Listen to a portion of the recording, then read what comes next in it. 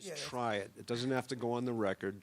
Let's just give it a try. That's why they didn't do the lyrics. Built itself, And I didn't argue with him about it, but the Beastie Boys were hanging around, and it was a magic moment. The one thing that's never said about that is there was a guy named John Small that produced the video, and it was his idea to put up a wall between and for me to bang through the wall, and and so hearing it for the first time. Rap music with rock and roll, seeing a black band, 2, and 3, watching it, walls being broken down. It was pretty self-evident, and it again was embraced by a world forever. So it was such an honor to be part of a magic moment America, like that. That was major. We have problems in America that a lot of countries don't have, and so from that point of view, we're really proud to be part of that. I think it was the first time that a black act had been on MTV, besides Michael Jackson, I guess. But that's another subject. But one of the things that I relate to about the fans out there is, they're very much like the Mediterranean fans too. And Stephen and I are from first generation from that area, and there's some kind of there's some kind of vibe there that I feel a real connection, and being half Portuguese and half Italian, there's that same kind of feeling here, and it's exciting, Now, one of the greatest albums in the last 2 decades for a lot of people is Get a Grip. Why do you think that made that specific connection with a new generation of Aerosmith fans? Well, we took it up a notch for one thing. We rewrote a lot of things. We saw things differently. We really studied the art form of a song. Yeah. We wrote 20 songs, for each album at that time, so we could take a pick of the just right songs for it. And so a lot of thought was put into those songs at the time.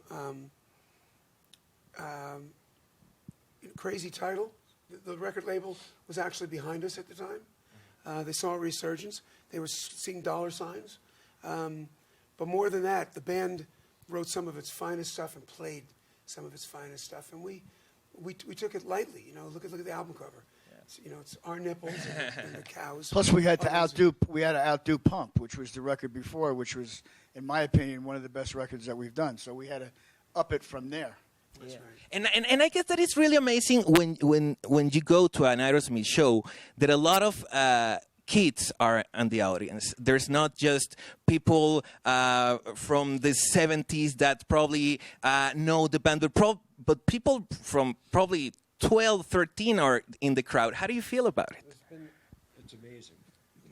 It is amazing. I mean, it's a very unique thing because I've gone to U2 shows, I've gone to Rolling Stone shows, and it's really hard to find a young audience, or young people in the audience. I think a lot of it has to do because we've always kept our ear to the ground, at least one, and had different things happen.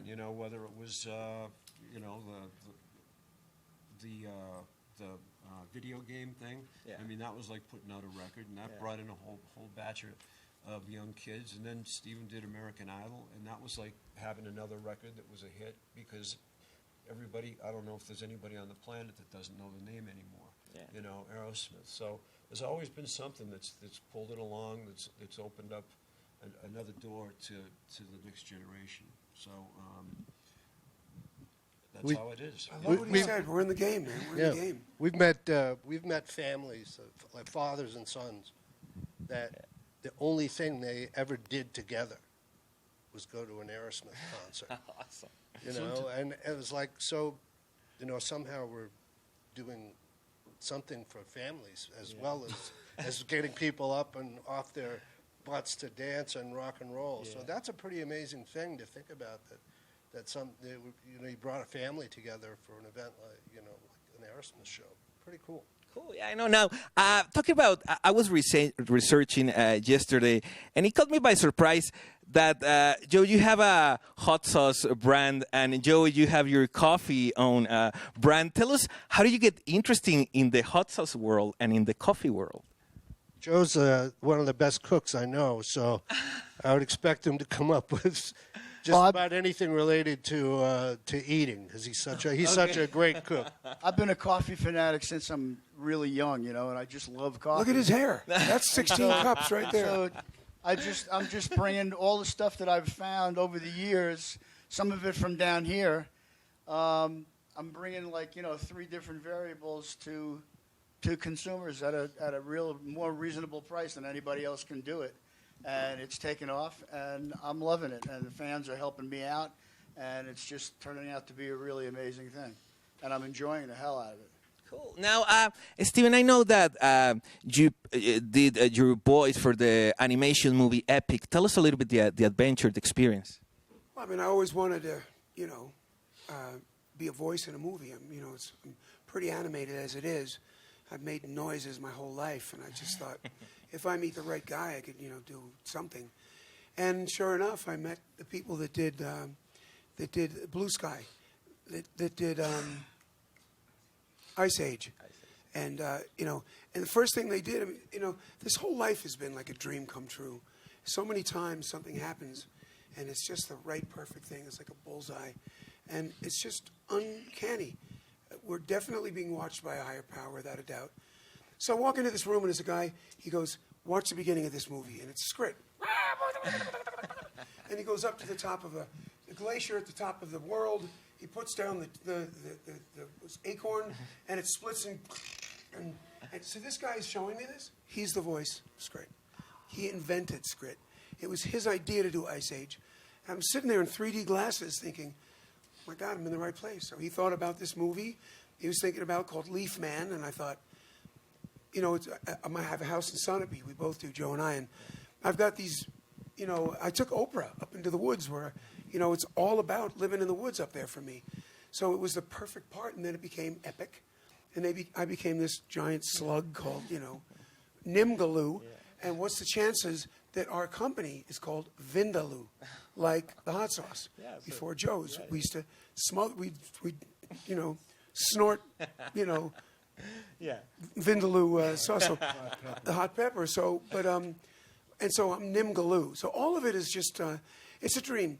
And I've just found that as long as we keep our nose to the grindstone and our ear to the ground and really take what we're doing seriously, I used to say in the beginning, as long as we get our foot in the door, we'll be magic.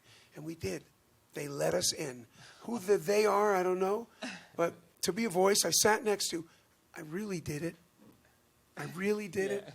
So I could sit next to Milo and Liv and Mia and in the movie theater and take a handful of popcorn when I came on and throw it in their face.